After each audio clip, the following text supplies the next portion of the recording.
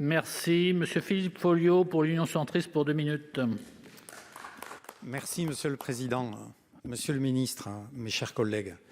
Ils s'appellent Pascal, Sébastien, Joël, Claude, Françoise, Muriel.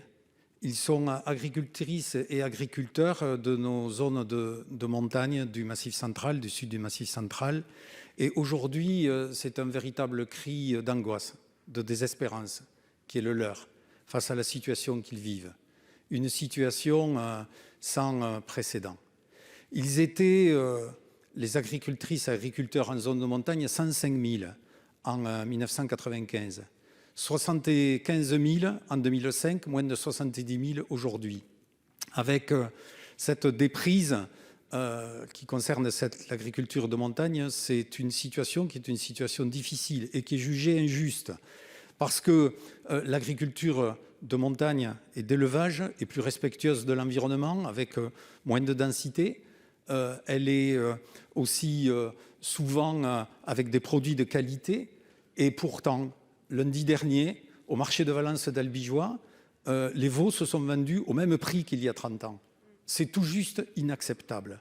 Et que par rapport à cette situation, Monsieur le Ministre, il y a une attente particulièrement forte donc, de nos agriculteurs, de nos éleveurs. Une attente qui consiste à tout d'abord avoir un maintien de l'ISHN. Ensuite, d'avoir des mesures d'accompagnement pour favoriser l'installation des jeunes agriculteurs pour stopper cette véritable hémorragie.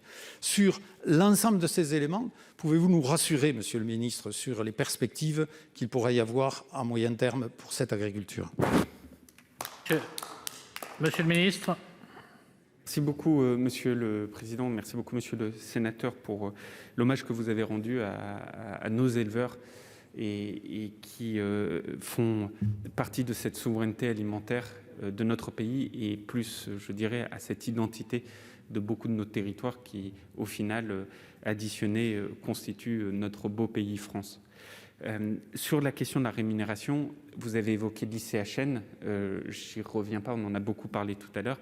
Il faut juste avoir encore une fois en tête que pour maintenir l'ensemble de ces éléments du deuxième pilier, il faut que le budget national apporte une solidarité supplémentaire au titre de la PAC à hauteur de 140 millions d'euros par an pendant 5 ans, soit 700 millions d'euros. Donc maintenir tout ce deuxième pilier nécessite de faire cela, ce qui témoignerait du fort accompagnement de l'État en termes de choix stratégiques vis-à-vis de notre agriculture et singulièrement sur ces mécanismes d'accompagnement MAE, de financement ICHN, de bio ou d'assurance récolte qui sont les 4 composantes du deuxième pilier.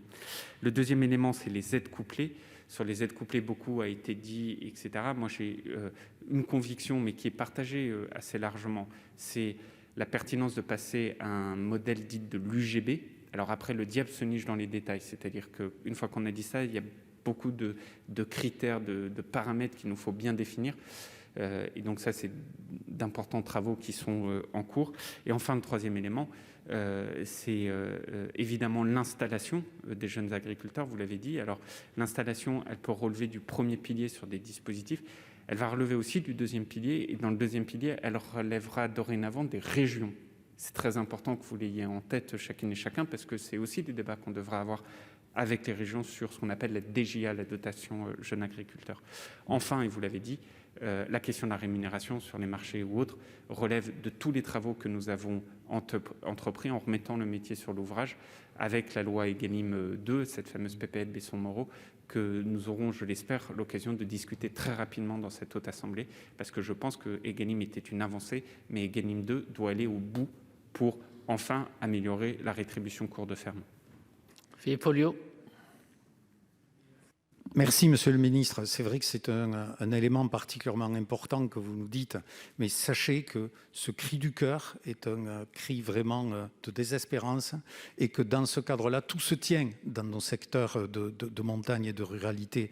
C'est le jour où il n'y a plus l'élevage et l'agriculture, c'est tout le reste qui s'effondre avec tous les emplois induits par rapport à cela. Ce sont les services publics qui sont en jeu derrière et que donc, à ce niveau-là, nous n'avons pas d'autre choix dans nos secteurs secteur de montagne que l'élevage, pour des raisons qui sont des raisons physiques, et que donc, dans ce cadre-là, nous avons un besoin essentiel d'être soutenus et appuyés dans le cadre d'une juste compensation des handicaps naturels.